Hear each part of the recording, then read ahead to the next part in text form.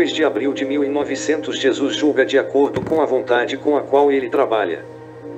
Hoje de manhã tive que sofrer muito devido à ausência do meu querido Jesus, mas ele recompensou minhas dores ao satisfazer meu desejo de querer saber algo que há muito eu desejava.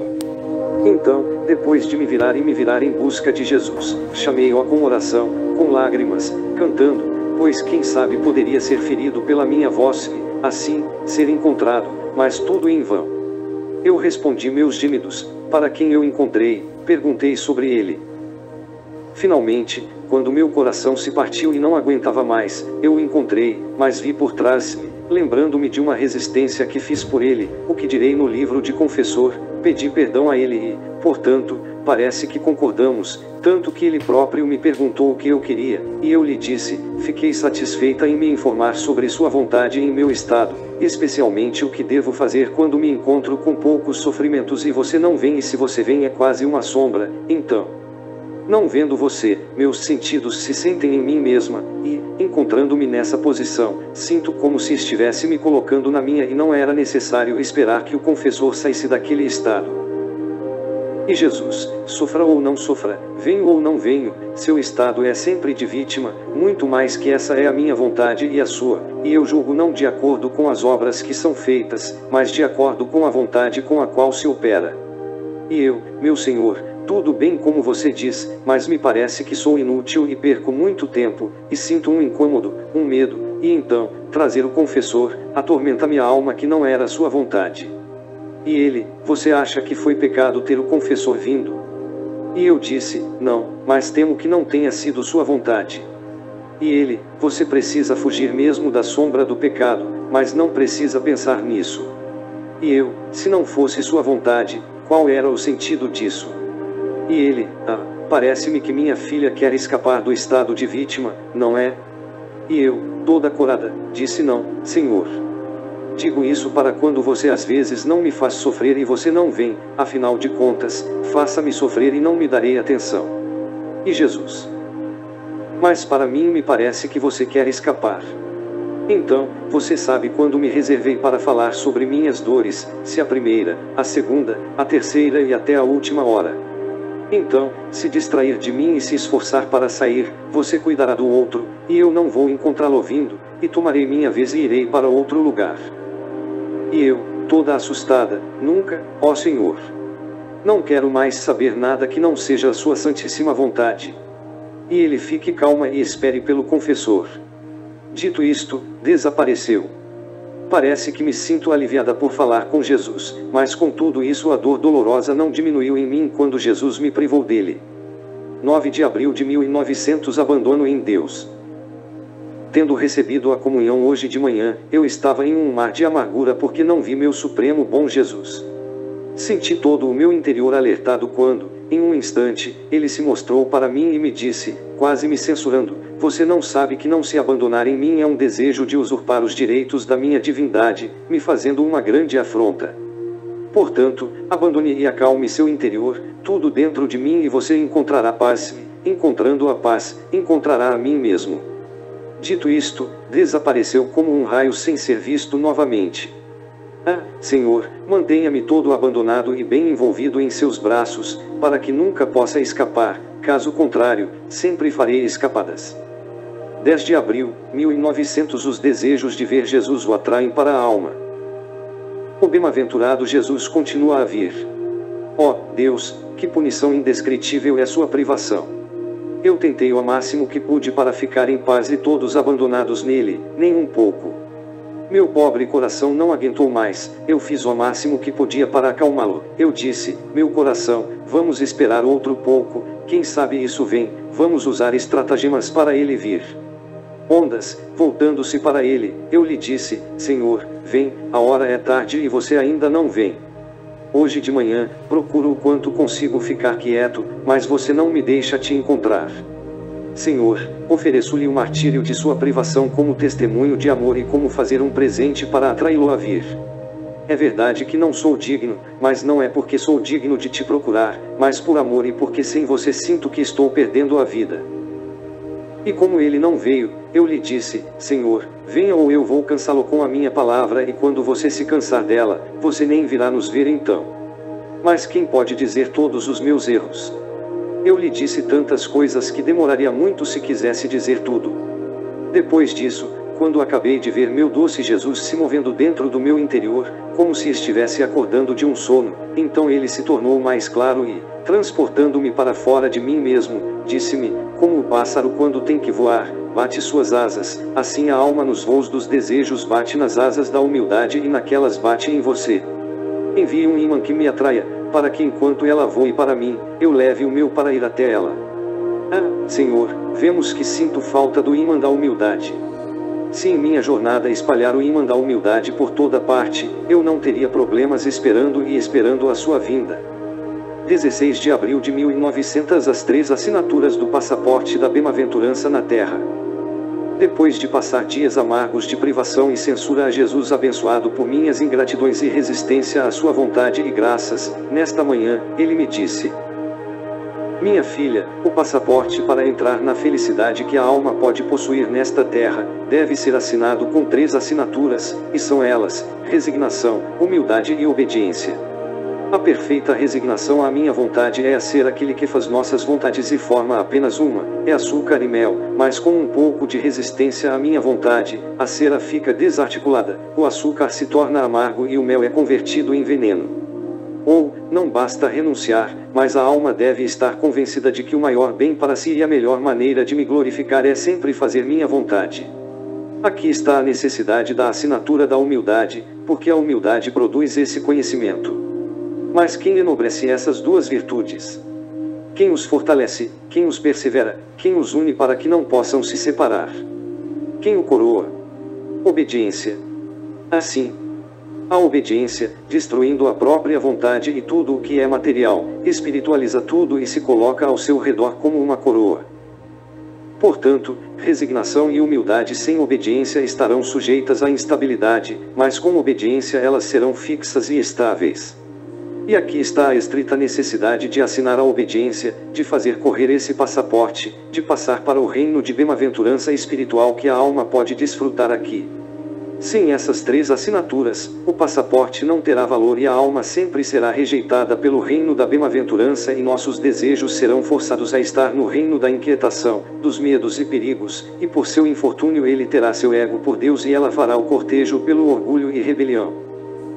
Depois disso, ele me carregou para dentro de um jardim, que parecia ser o jardim da igreja, no qual vi que eram enganosas 5 a 6 pessoas, sacerdotes e seculares que, ao se unirem aos inimigos da igreja, iniciaram uma revolução. Que pena ver Jesus abençoado chorando o triste estado dessas pessoas. Então olhei para o ar e vi uma nuvem de água cheia de grandes pedaços de gelo que caíram sobre a terra. Oh, quanta agonia eles fizeram com as colheitas e a humanidade! Mas espero que ele queira diminuir. Então, mais aflita do que antes, voltei para mim mesma. 20 de abril de 1900 A cruz é um espelho onde a alma se lembra da divindade e o olhar retrai os traços. Meu adorável Jesus continua a chegar, e mesmo ao chegar ele não diz nada. Hoje de manhã, depois de ter me renovado as dores da cruz 2 vezes, me olhando com ternura enquanto sofria o espasmo das pontas das estacas, ele me disse: a cruz é um espelho onde a alma se lembra da divindade e, olhando para si mesma, retrata os recursos, a semelhança mais semelhante a Deus. A cruz não é apenas para ser amada, para desejar, mas para fazer dela uma honra, uma glória da própria cruz. E isso é trabalhar com Deus e se tornar como Deus através da participação, porque somente eu me glorifiquei na cruz e fiz uma honra de sofrer por isso e amei tanto que, em toda a minha vida, não quis ficar um momento sem a cruz. Quem pode dizer o que entendi sobre a cruz a partir dessa fala do bendito Jesus? Mas me sinto idiota por expressá-lo com palavras. Ah, Senhor, peço-lhe que me mantenha sempre na cruz, para que, tendo sempre este espelho divino na sua frente, possa limpar todas as minhas manchas e me embelezar cada vez mais à sua semelhança. 21 de abril de 1900 A cruz sela Deus na alma. Encontrando-me no mesmo estado que eu, de fato, com um pouco de medo de algo que não é necessário dizer aqui, meu doce Jesus me disse que viria. E eles são os versos sagrados, e é necessário, de tempos em tempos, expô-los. Seus corpos são tantos versos sagrados, onde eu te faço minha casa. Portanto, é necessário que, de tempos em tempos, faça um pouco de pó, ou seja, que você os visite com alguma tribulação, para que eu o suporte com mais decoro. Então fique calma. Depois disso, tendo recebido a comunhão e renovado as dores da crucificação, acrescentou: minha filha, quão preciosa é a cruz! Veja um pouco, o sacramento do meu corpo, ao se entregar a alma, une-a comigo, transmuta-a até que se torne uma comigo, mas com o consumo das espécies, a união realmente contraída se desunde, mas a cruz não a leva a Deus e a une com a alma para sempre e com maior certeza ela se coloca como um selo. Portanto, a cruz sela Deus na alma, para que nunca haja separação entre Deus e a alma crucificada. 23 de abril de 1900. A renúncia é o óleo que unge. Hoje de manhã, encontrando-me fora de mim, vi meu doce Jesus, que sofreu muito, e orei a ele para me fazer parte em suas dores, e ele me disse: você também sofre, hoje eu me coloco no seu lugar e você me faz um consultório de enfermagem. Assim, parecia que Jesus se colocou na minha cama, e eu ao lado dele comecei a ver sua cabeça novamente e, um a um, removi os espinhos que estavam presos. Depois fui ao corpo dele e visitei todas as suas feridas, sequei o sangue dele, beijei-as, mas não tinha como ungi-las para atenuar o espasmo. Quando vi que um óleo saiu de mim, eu peguei e ungi as feridas de Jesus, mas com um certo medo, porque não entendi o significado do óleo que veio de mim. Mas o abençoado Jesus me fez entender que a resignação à vontade divina é óleo, que enquanto ungimos e mitigamos nossas dores, ao mesmo tempo, é o óleo que unge e atenua o espasmo das feridas dele. Então, depois de muito tempo fazendo esse ofício com meu querido Jesus, ele desapareceu e eu voltei para mim. 24 de abril de 1900. A Eucaristia e o sofrimento. Esta manhã, tendo recebido a comunhão, pareceu-me que o confessor pretendia me fazer sofrer a crucificação, e instantaneamente vi o anjo da guarda me esticando na cruz para me fazer sofrer. Depois disso, vi meu doce Jesus, que era completamente complacente, e me disse: seu refresco sou eu, meu refresco é seu sofrimento. E ele mostrou uma satisfação indescritível do meu sofrimento e do confessor que, com a obediência que ele me dera para sofrer, lhe dera esse alívio. E acrescentou: visto que o sacramento da Eucaristia é fruto da cruz, por isso, sinto-me mais disposto a conceder-lhe o sofrimento quando receber o meu corpo, porque, vendo-a sofrer, parece-me que não misticamente, mas realmente continuo em você minha paixão pelo bem das almas, e isso é um grande alívio para mim, pois colho o verdadeiro fruto da minha cruz e da Eucaristia. Depois disso, ele disse: até agora, foi a obediência que fez você sofrer, quer que eu me divirta um pouco renovando a crucificação novamente por minha própria mão. E eu, embora me sentisse muito sofrida e ainda fresca das dores renovadas, eu disse: Senhor, estou em suas mãos, faça comigo o que você quiser. Então Jesus, todo feliz, começou a cravar as estacas nas mãos e nos pés novamente. Senti essa intensidade de dor, que eu mesmo não sei como me mantive viva, mas fiquei feliz por estar satisfazendo Jesus. Então, depois que ele bateu as estacas em mim, chegando perto, começou a dizer: como você é linda! Mas quanto mais sua beleza cresce em seu sofrimento. Oh, quão querida você é para mim! Meus olhos estão magoados ao olhar para você, porque veem minha própria imagem em você. E ele disse tantas outras coisas, que seria inútil dizê-las. Primeiro porque eu sou ruim, porque não me vejo como o Senhor me diz, sinto uma confusão e um rubor ao dizer essas coisas. Daí, espero que o Senhor me faça verdadeiramente boa e bonita e, diminuindo meu rubor, poderei descrevê-los. Então eu aponto. 25 de abril de 1900. A pureza do trabalho é leve. Encontrando-me fora de mim e não encontrando meu doce Jesus, tive que viajar muito para procurar por ele. No final, encontrei-o nos braços da rainha mãe, sugando o leite de seus seios, mas como eu disse a ele e o fiz, ele parecia não se importar comigo, de fato, nem sequer olhou para mim. Quem pode dizer a dor do meu pobre coração, vendo que Jesus não se importava comigo? Então, depois de quebrar o freio das lágrimas, com pena de mim, ele entrou em meus braços e derramou em minha boca um pouco do leite que havia sugado da rainha mãe. Depois disso, olhei em seu peito e segurei uma pequena pérola, tão resplandecente que investiu a santíssima humanidade de Nosso Senhor da Luz. Então, querendo saber o significado, perguntei a Jesus o que era aquela pérola que, embora pareça tão pequena, espalhava tanta luz. E Jesus: a pureza do seu sofrimento, que enquanto é pequeno, mas porque você sofre apenas pelo meu amor e estaria pronto para sofrer outro se eu o concedesse, aqui está a causa de tanta luz. Minha filha, a pureza de trabalhar é tão grande que quem trabalha com o único propósito de agradar somente a mim não faz nada além de enviar luz em todo o seu trabalho. Quem não trabalha corretamente, até o bem nada faz senão espalhar a escuridão.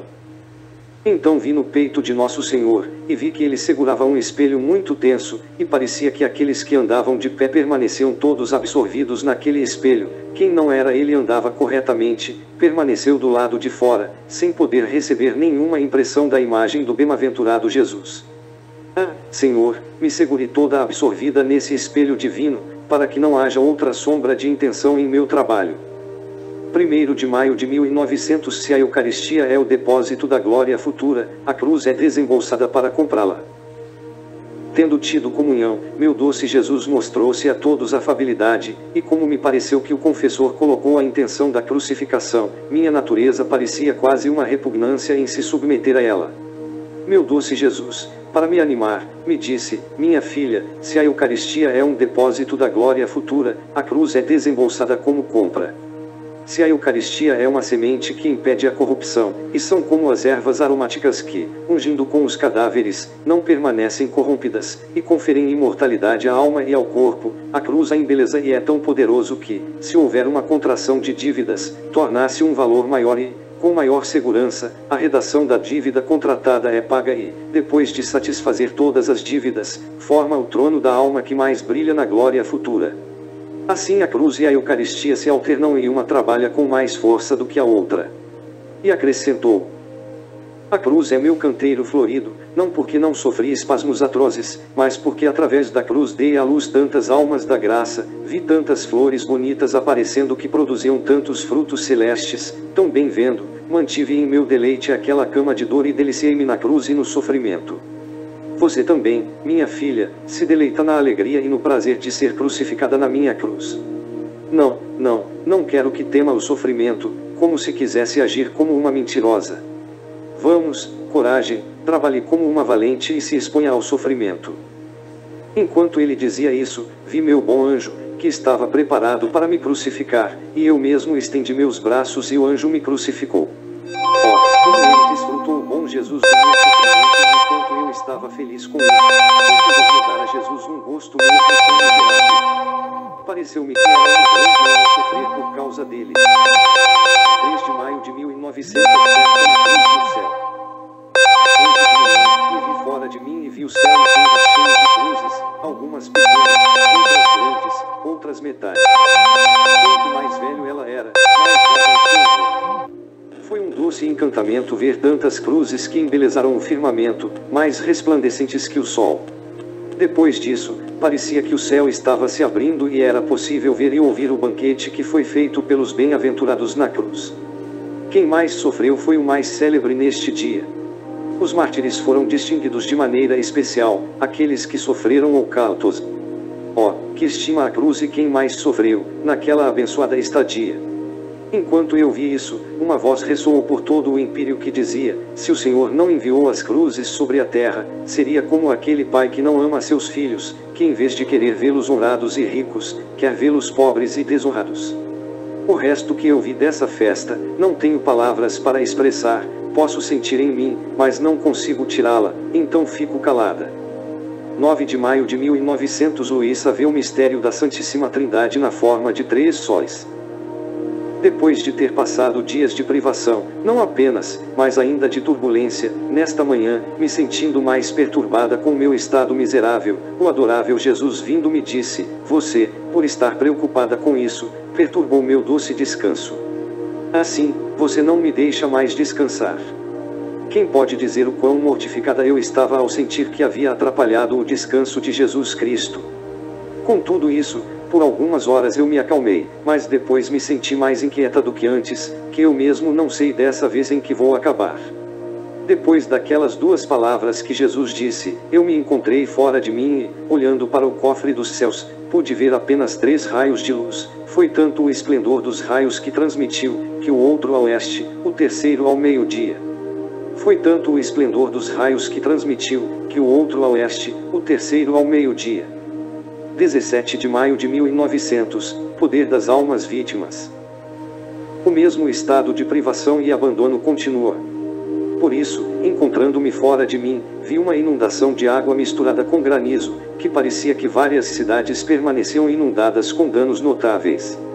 Enquanto eu via isso, eu me senti em grande consternação porque queria evitar aquele dilúvio, mas como estava sozinha, muito mais do que eu não tinha Jesus comigo, então meus pobres braços se sentiram fracos por poder fazer isso. Então, para minha surpresa, vi uma virgem vir até mim, parecia-me que era da América, e ela de um ponto e eu do outro, fomos capazes de impedir amplamente o flagelo que nos ameaçava.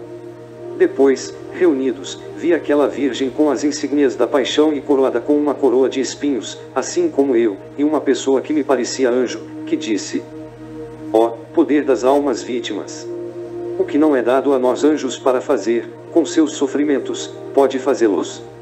Ó, se os homens soubessem o bem que provém deles, porque são para o público e para o bem especial, nada fariam senão implorar a Deus que multiplicasse essas almas na terra.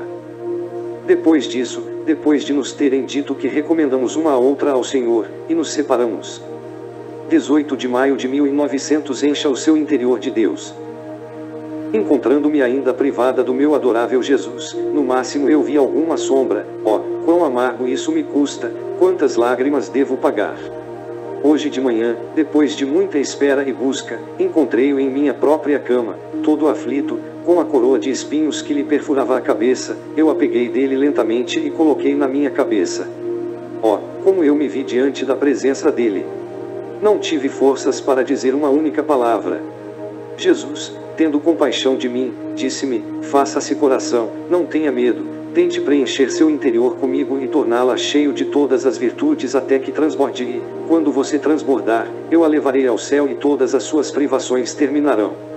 Depois disso, ele acrescentou, parecendo angustiado: minha filha, ó, por 3 dias separados, sendo preparados, um longe do outro, de tempestades, granizo, raios, inundações, que causarão grandes danos a homens e plantas.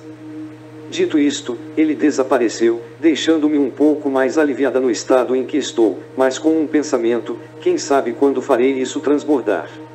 E se eu nunca fizer isso, concordarei em ficar longe dele sempre. 20 de maio de 1900 Todas as coisas do nada têm um começo. Necessidade de descanso e silêncio interior. Ao me encontrar fora de mim, parecia-me que era a noite e vi todo o universo, toda a ordem da natureza, o céu estrelado, o silêncio noturno, enfim, parecia-me que tudo tinha um significado. Enquanto eu via isso, parecia-me que vi Nosso Senhor, que, tomando a palavra sobre o que vi, disse: toda a natureza convida ao descanso, mas o que é o verdadeiro descanso? É o descanso interno e o silêncio de tudo o que não é Deus.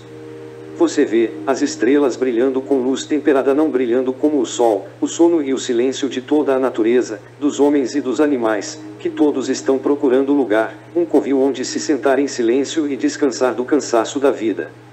Se isso é necessário para o corpo, muito mais para a alma, é necessário descansar em seu próprio centro, que é Deus, mas para poder descansar em Deus, o silêncio interno é necessário, assim como o silêncio externo é necessário para que o corpo possa dormir em paz.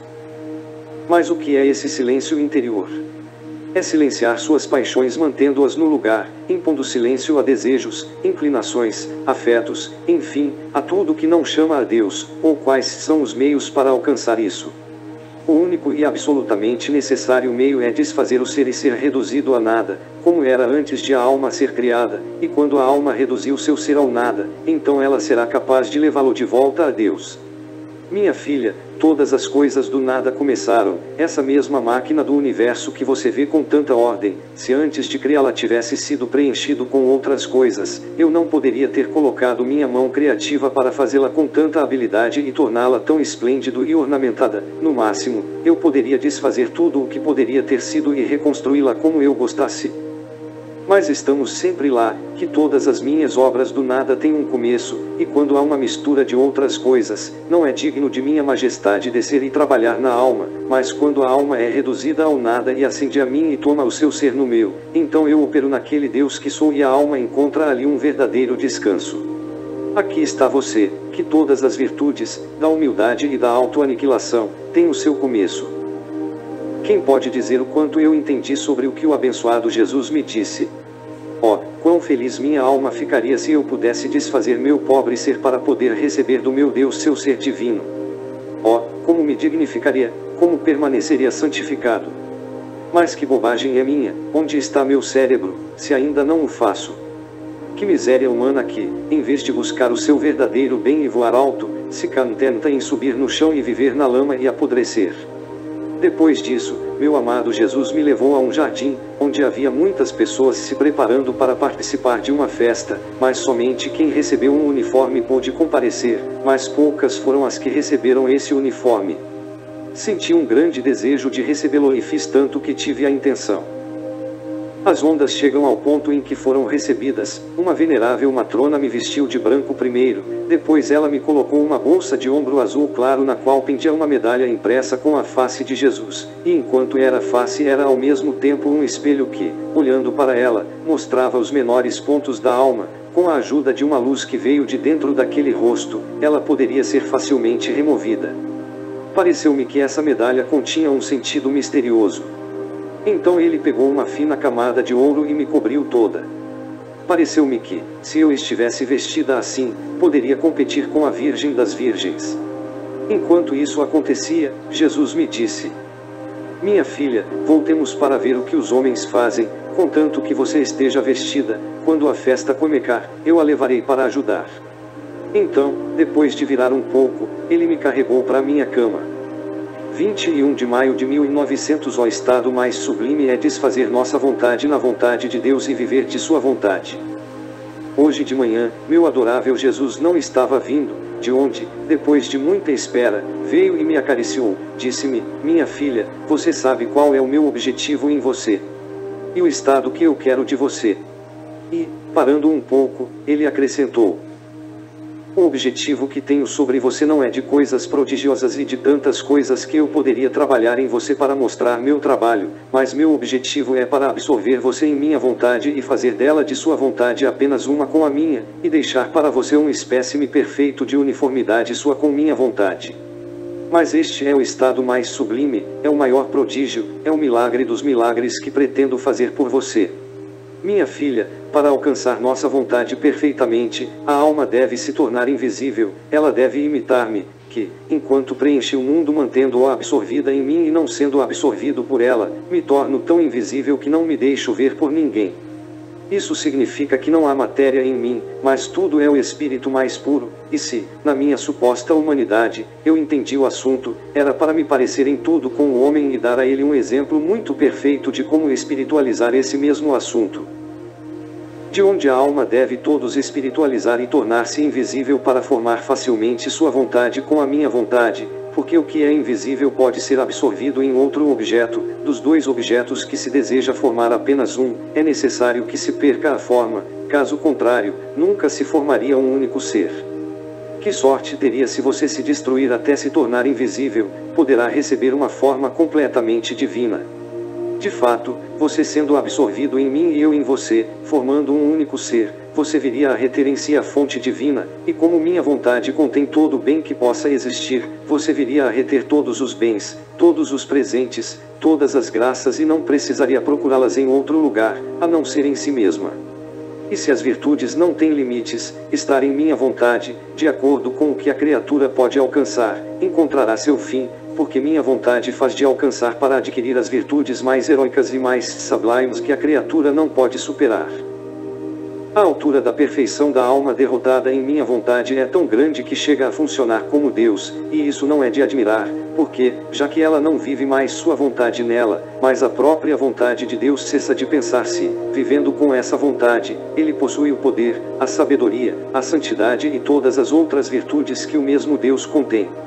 É o suficiente para lhe dizer: para fazer você se apaixonar e cooperar ao máximo que puder sua parte para conseguir tanto, que a alma que vem viver apenas da minha vontade é rainha de todas as rainhas e seu trono é tão alto que chega ao trono do Eterno e entra nos segredos da Augustíssima Trindade e participa do amor mútuo do Pai, do Filho e do Espírito Santo. Ó, como todos os anjos e santos a honram, os homens a admiram e os demônios a temem, vendo nela o ser divino. Ah, Senhor, quando você me deixará chegar a isso? Porque eu não posso fazer nada comigo. Ou, quem pode dizer o que o Senhor incutiu em mim com luz intelectual sobre essa uniformidade de desejos?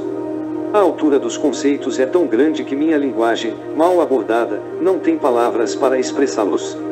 Assim que pude dizer isso pouco, embora fora de proporção, do que o Senhor com luz vívida me fez entender. 24 de maio de 1900, a vontade de Luísa é a mesma de Jesus. Me encontrando muito afligida pela privação de meu adorável Jesus, porque, no máximo, vejo com sombras e raios, realmente sinto que não posso mais avançar se ele quer continuar mais. Então, encontrando-me no topo da aflição, por um tempo ele se mostrou, todo cansado, como se precisasse de refresco, e colocando os braços no meu pescoço, ele me disse: minha amada, traga-me flores e me envolva tudo, pois me sinto definhando de amor. Minha filha, pelo perfume perfumado das tuas flores serei revigorado e porei remédios para os meus males, que definham e me desapontam. E acrescentei imediatamente: e você, meu amado Jesus, me dê frutos, pois a ociosidade e o escasso sofrimento sofrem tanto a minha lentidão que eu falho, a ponto de me sentir morrendo. E depois não apenas flores, mas poderei dar-lhe frutos, para restaurar melhor o seu vigor. E Jesus retomou seu ditado e me disse: ó, como combinamos bem, não é? Parece que sua vontade é uma com a minha.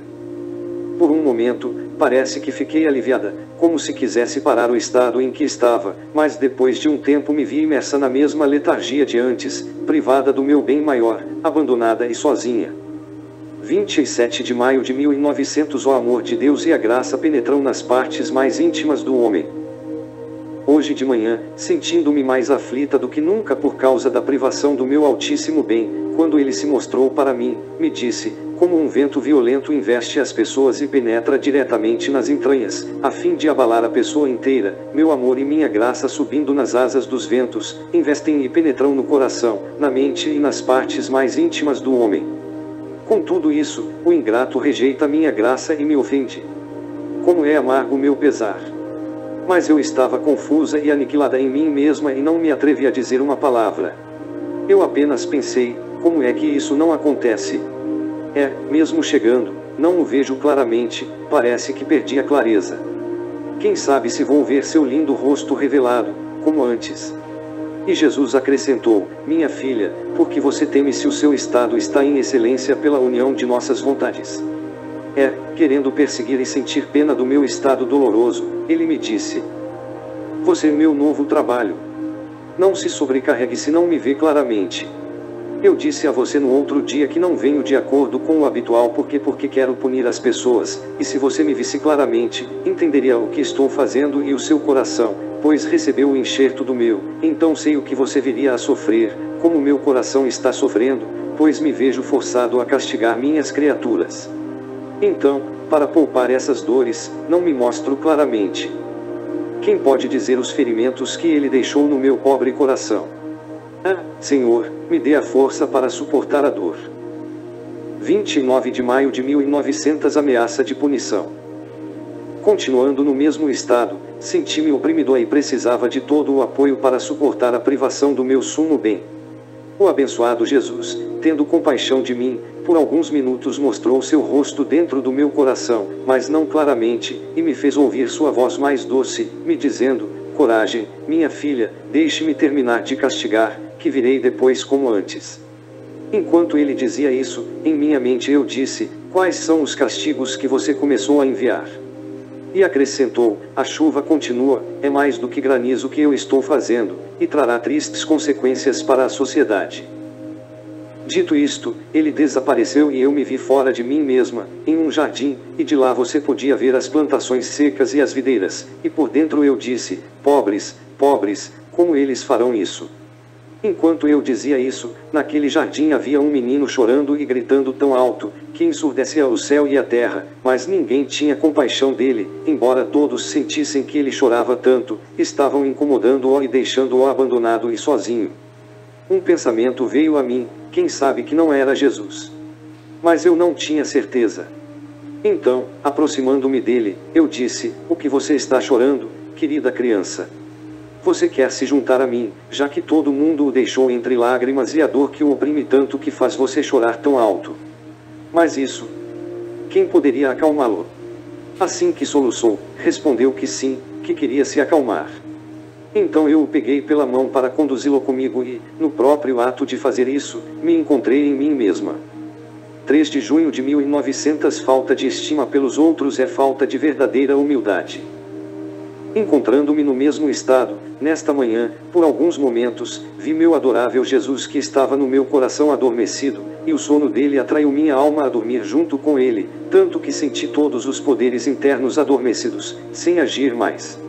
Às vezes eu tentava sair desse sono, mas não conseguia, quando o abençoado Jesus foi despertado e respirou 3 vezes em mim e me pareceu que ele permaneceu completamente absorvido em mim. Mais tarde, pareceu-me que Jesus os atraiu mais uma vez para si mesmo aquelas 3 respirações que ele havia me enviado, e eu me vi completamente transformada nele. Quem pode dizer o que estava acontecendo em mim com essas respirações divinas? Da união inseparável entre eu e Jesus. Não tenho palavras para expressá-lo. Depois disso, parece que eu poderia acordar e Jesus, quebrando o silêncio, me disse: "Minha filha, olhei e olhei, procurei e procurei, fluindo por toda a terra, mas em você fixei meus olhos e encontrei meus cumprimentos e eu a elegi entre 1000. Então, voltando-se para certas pessoas que eu vi, ele as retrucou dizendo: "A falta de estima do povo de outros é a falta de verdadeira humildade e doçura cristã, porque um espírito humilde e doce sabe respeitar todos e sempre interpreta o bem para todos os fatos de outros." Dito isto, ele desapareceu sem dizer uma palavra para mim. Que ele seja sempre abençoado por desejar e que tudo possa ser para a sua glória. 6 de junho de 1900 Luísa crucificada, poupa alguns castigos sobre Corato. Como meu adorável Jesus continuou a não ser visto com clareza, nesta manhã, tendo recebido a comunhão, o confessor colocou a intenção da crucificação. Enquanto eu estava sofrendo, o abençoado Jesus, quase puxado pelas minhas dores, mostrou-se com clareza. Ó Deus, quem pode dizer os sofrimentos que Jesus sofreu e o estado violento em que se encontrava, que, embora tenha sido obrigado a enviar punições, ele praticou tanta violência que não quis enviá-las. Eu teve tanta compaixão em vê-lo nesse estado que, se os homens pudessem vê-lo, mesmo que seus corações fossem diamantes, eles se quebrariam com ternura como vidro frágil. Então comecei a rezar para ele se acalmar e se contentar em me fazer sofrer e poupar as pessoas. Então eu adicionei: "Senhor, se você não quer ouvir minhas orações, sei que mereço, se você não quer ter compaixão dos povos, está certo, porque nossas iniquidades são grandes, mas peço-lhe com graça que tenha compaixão de si mesmo, tenha pena da violência que pratica ao punir suas imagens. Ah, sim, peço-lhes amor por si mesmo, para que não mande punições até que retire o pão de seus filhos e os faça perecer. Ah, não é da natureza do seu coração operar dessa maneira. Eis, portanto, a violência que você sente que, se tivesse poder, lhe daria a morte." E ele, todo aflito, me disse: "Minha filha, é a justiça que me faz violência, e o amor que tenho pelos homens, violência mais forte, colocar meu coração na angústia da morte e punir criaturas. E eu, portanto, Senhor, faça injetar a justiça sobre mim e seu amor não será mais violado pela justiça e você não achará o contrário em punir as pessoas, pois, de fato, como eles farão se você o fizer, como você me faz entender, para secar tudo o que é necessário para a alimentação do homem. Por favor, deixe-me sofrer e poupá-los, se não pelo menos em parte." E Jesus, como se visse constrangido por minhas orações, aproximou-se da minha boca e derramou um pouco de amargura da sua, denso e doentio, o que me fez engolir produziu tantos e tantos tipos de dor que me senti morrendo. Então, abençoado Jesus, apoiando-me nesses sofrimentos de outra forma, eu teria permanecido uma vítima, e, no entanto, não foi nada além de um pouco que ele pagou. E o seu adorável coração, que continha tanto. Ele suspirou como se tivesse se levantado de um fardo e me disse: minha filha, minha justiça decidiu destruir tudo, mas agora, aliviando um pouco acima de você, por sua causa, ele concede 1/3 do que é preciso para a comida do homem. E eu, Senhor, é muito pouco, pelo menos metade. E ele, não, minha filha, fique contente. E eu, não, Senhor. Pelo menos se você não quiser me contentar com todos, por favor, por Corato e por aqueles que me pertencem. E Jesus hoje está preparado um granizo que deve causar grandes danos. Você está com as dores da cruz, saia de si mesmo e na forma de um crucifixo, vá ao ar e coloque os demônios para escapar do alto de Corato, porque na forma crucificada eles não serão capazes de resistir e irão para outro lugar. Então eu saí de mim crucificada, e vi o granizo e os raios que estavam prestes a explodir sobre Corato. Quem pode dizer o medo dos demônios? Como eles se deram ao ver minha forma crucificada. Como eles morderam os dedos de raiva e vieram levá-lo ao confessor, porque naquela manhã ele me deu a obediência para sofrer a crucificação. Como não podiam levar comigo, foram forçados a fugir de mim por causa do sinal da redenção que viram ali. Então, depois de colocá-los em fuga, voltei para mim mesma, encontrando-me com uma boa dose de sofrimento. Que tudo seja para a glória de Deus. 7 de junho de 1900 Jesus lhe entrega as chaves da justiça e uma luz para revelá-la. Desde que eu estava de alguma forma sofrendo, pareceu-me que esses sofrimentos eram uma corrente doce que puxou o meu bom Jesus para fazê-lo vir quase contínuo, e me pareceu que aquelas dores chamavam Jesus para fazê-lo derramar outras amarguras em mim. Então, quando ele veio, me segurou em seus braços para me dar força e derramou novamente. Mas de tempos em tempos eu dizia a ele: Senhor, agora sinto parte de suas dores em mim, peço-lhe que me agrade, como lhe disse ontem, para me dar pelo menos metade do que é necessário para alimentar o homem. E ele, minha filha, para satisfazê-la, dou-lhe as chaves da justiça e o conhecimento de como é absolutamente necessário punir o homem, e com isso você fará o que quiser, você não está feliz. Ao ouvi-lo dizer isso, eu me consolava e dizia em meu interior: se depender de mim, não vou punir ninguém. Mas como fiquei desiludida quando o abençoado Jesus me deu uma chave e me colocou no meio de uma luz que, olhando do meio dessa luz, vi todos os atributos de Deus e também da justiça. Oh, como tudo está ordenado em Deus! E se a justiça pune, é ordem, e se ele não punisse, ele não estaria em ordem com os outros atributos. Então eu me vi colocar um verme no meio daquela luz, que se quisesse impedir o curso da justiça estragaria a ordem e iria contra os próprios homens, porque entendi que a própria justiça é o amor mais puro por eles.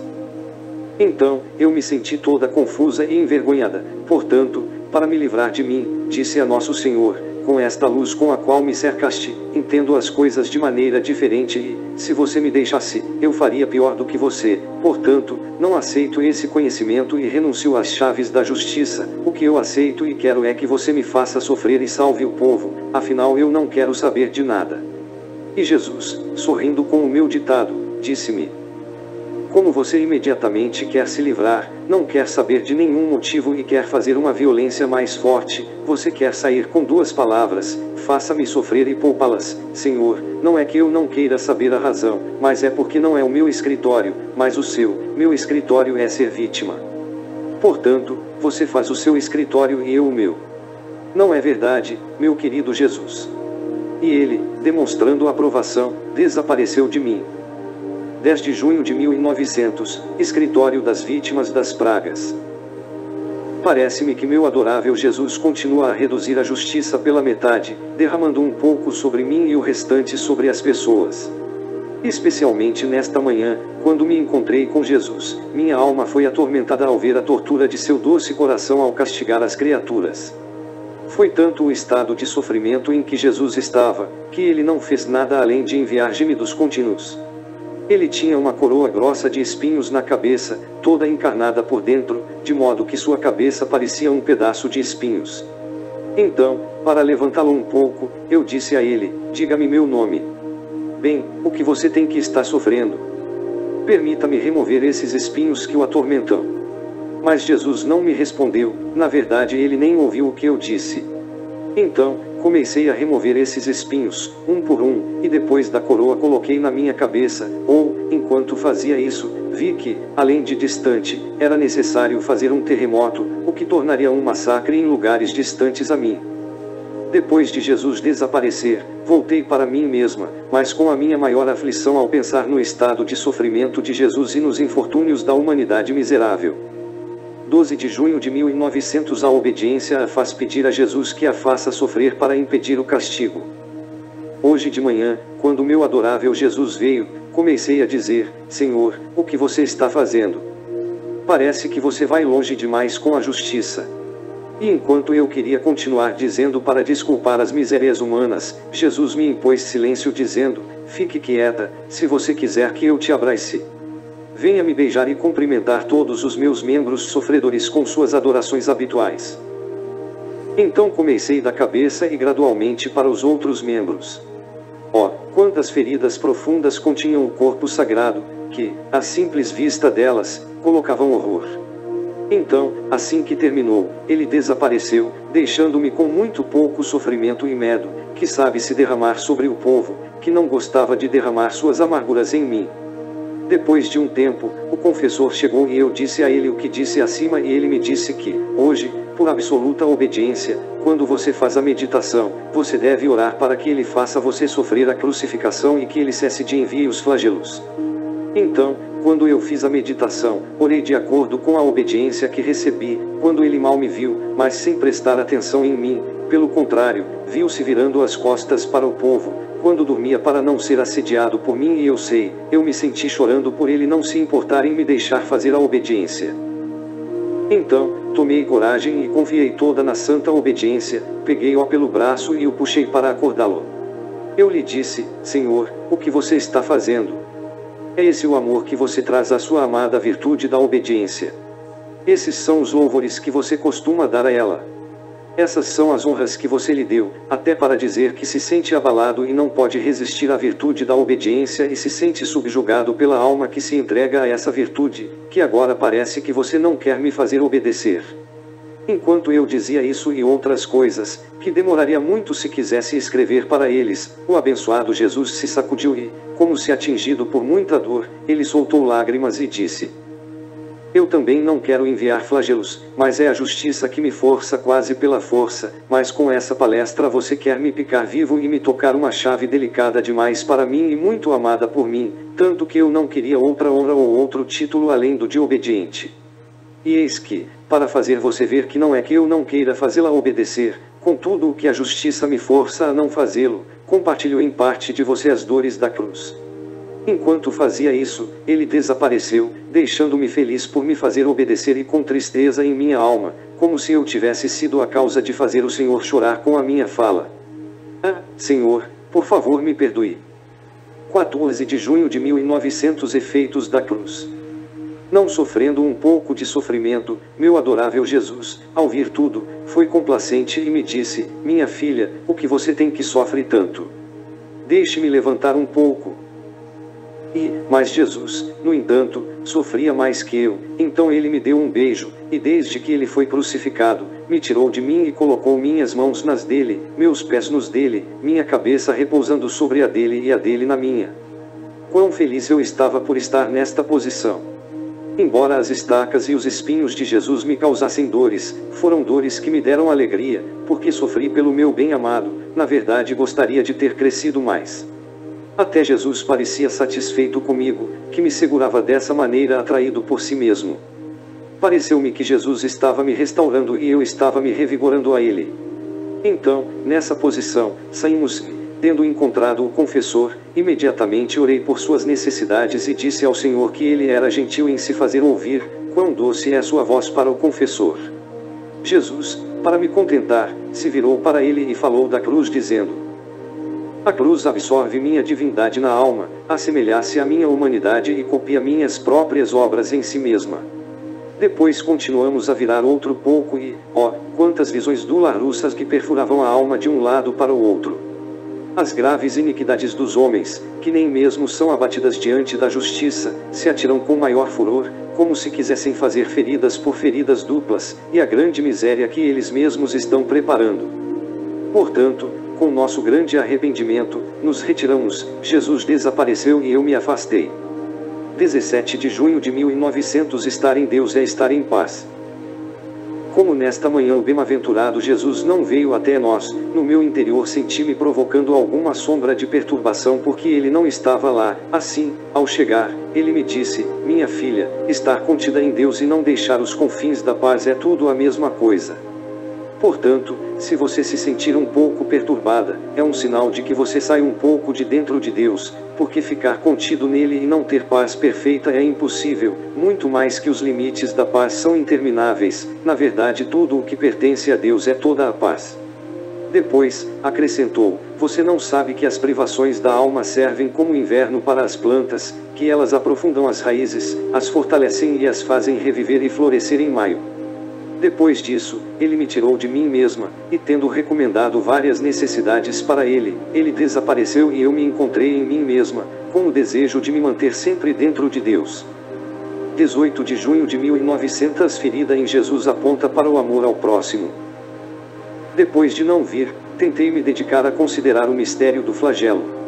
Enquanto fazia isso, quando vi Jesus todo ferido e pingando sangue, ele me disse: minha filha, o céu com toda a criação te dá o amor de Deus, meu corpo ferido te dá o amor ao próximo. Esses dois amores são inseparáveis, tanto que a minha humanidade unida à minha divindade de duas naturezas eu fiz uma e as tornei inseparáveis, porque não apenas satisfeitas com a justiça divina, mas operam a salvação dos homens.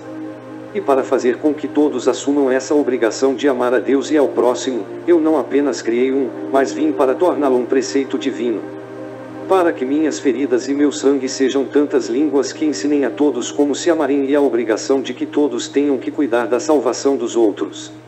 Mais tarde, assumindo um aspecto mais aflitivo, ele acrescentou: que amor tirano sem piedade é por mim, que não apenas passou todo o curso de minha vida mortal em sacrifícios contínuos, até desmaiar na cruz, mas me deixei vítima perene no sacramento da Eucaristia.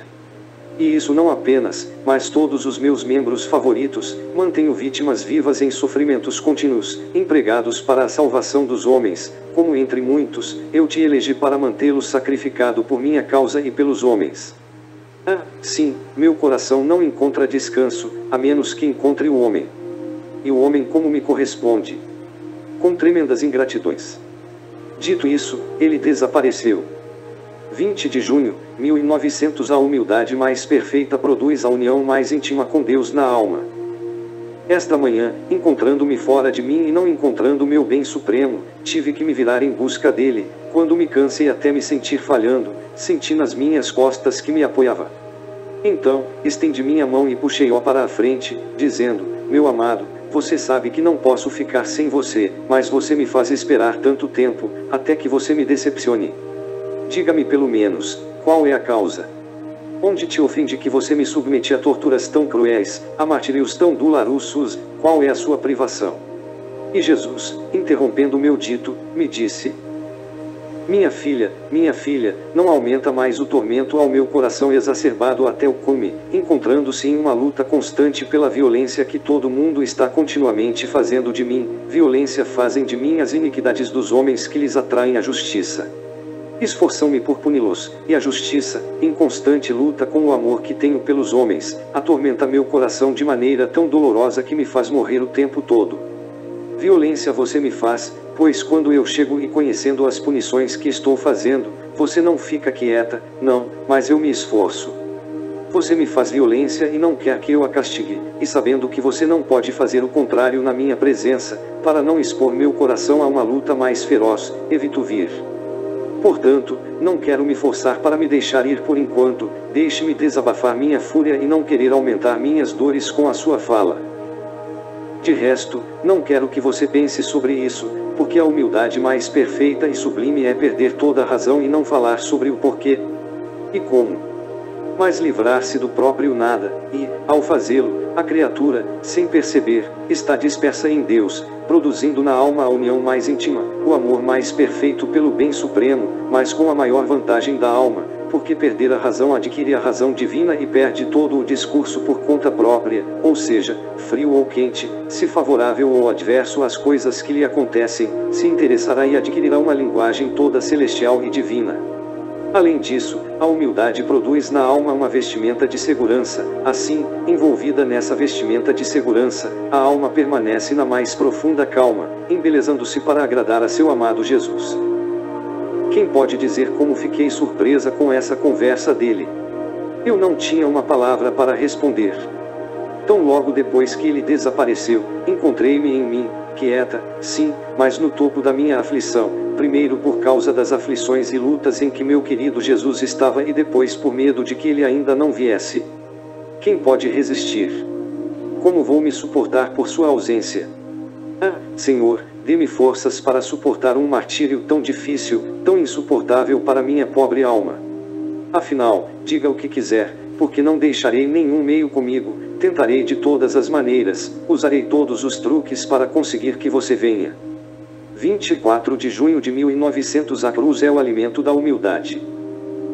Depois de passar alguns dias de privação, no máximo ele se mostrou um pouco de sombra e relâmpago, mas todos os meus poderes, no entanto, eu os senti todos dormindo, de modo que eu mesma não entendi o que estava acontecendo no meu interior.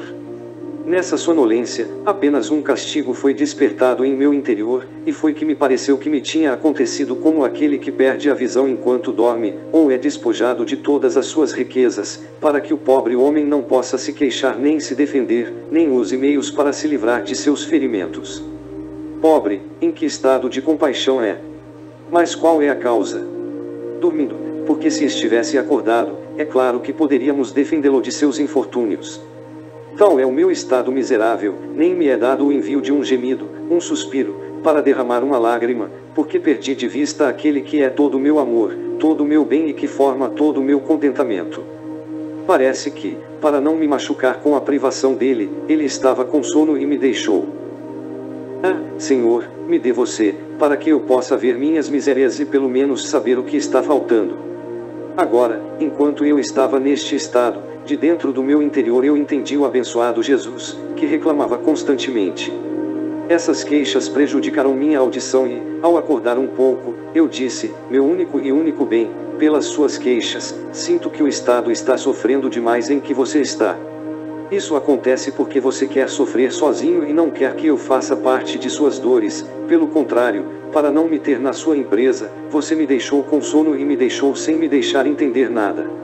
Eu entendo tudo de onde provém, que é mais livre na punição, mas, por favor, tenha compaixão por eu ser cega sem você e que sempre é bom para você, em todas as circunstâncias, ter alguém para lhe fazer companhia, para elevá-lo e acabar com sua fúria de alguma maneira.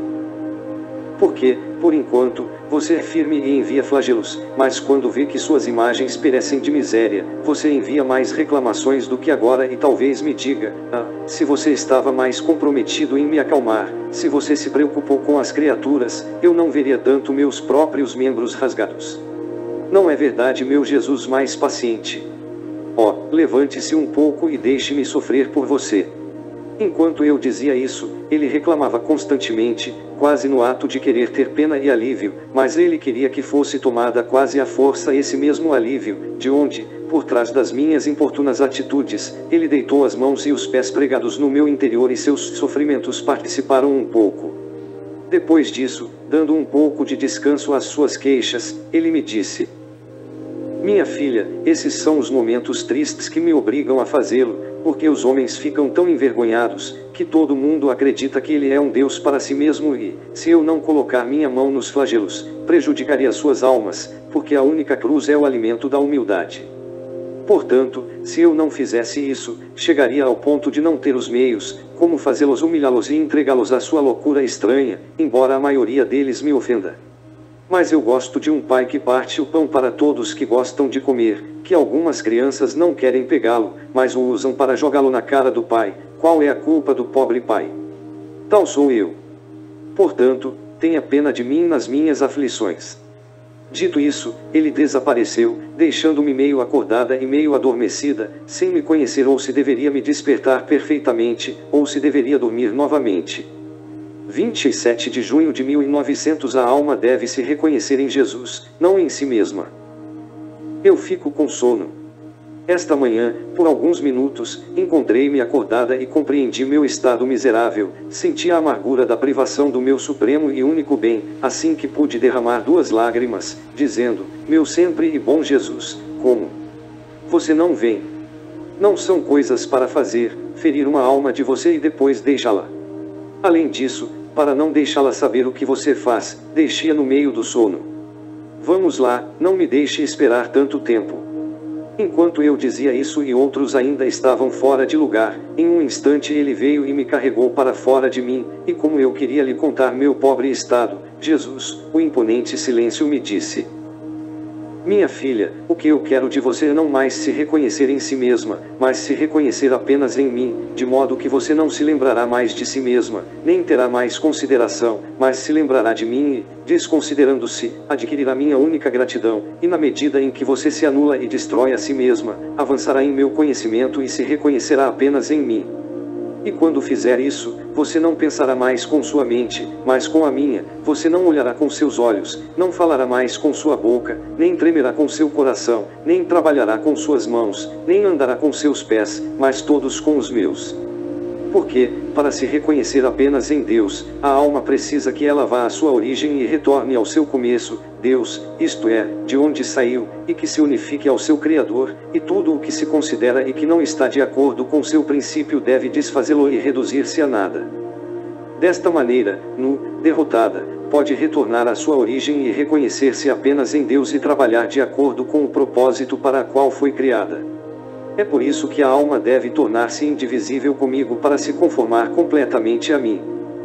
Enquanto isso, vi o terrível castigo das plantas secas e como mais elas devem ser enviadas. Assim que pude dizer: ah, Senhor, como as pessoas pobres o farão.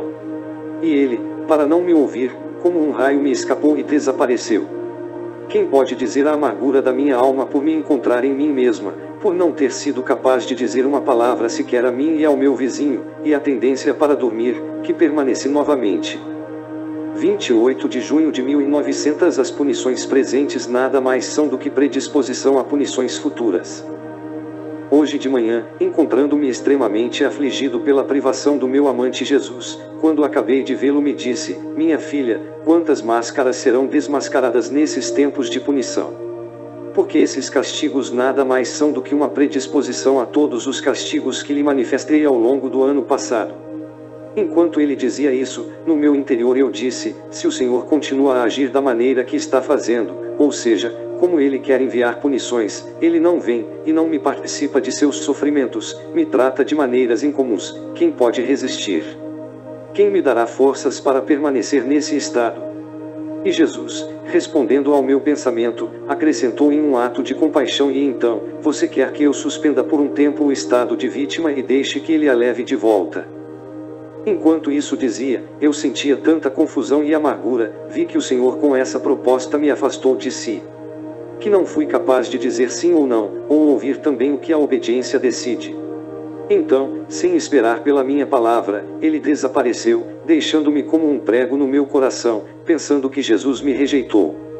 Foi tanta dor que não fiz nada além de derramar lágrimas amargas. 29 de junho de 1900. Jesus e Luísa se refrescam.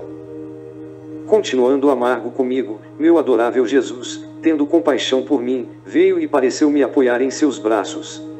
Então, me transportando para fora de mim, vi que havia um profundo silêncio, uma tristeza, um luto de todos os lugares. Havia tanta impressão em sua alma que ele viu as pessoas assim, que sentiu uma mágoa. Então o abençoado Jesus, me chamando de lado, me disse: minha filha, nos afastemos um pouco do que nos aflige e nos atualizamos.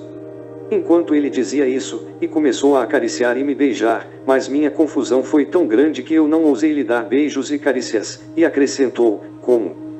Estou refrescando você com beijos e carícias, e você não quer me restaurar, dando-me seus beijos e suas carícias. Então eu me senti confiante em devolver-lhe também, e enquanto eu fazia isso, desapareceu. 2 de julho de 1900. Com seus sofrimentos, Luísa evita uma punição. Como se eu continuasse amarga e afligida como uma estupidez. Hoje de manhã ele não tinha chegado, o confessor veio e colocou a intenção da crucificação.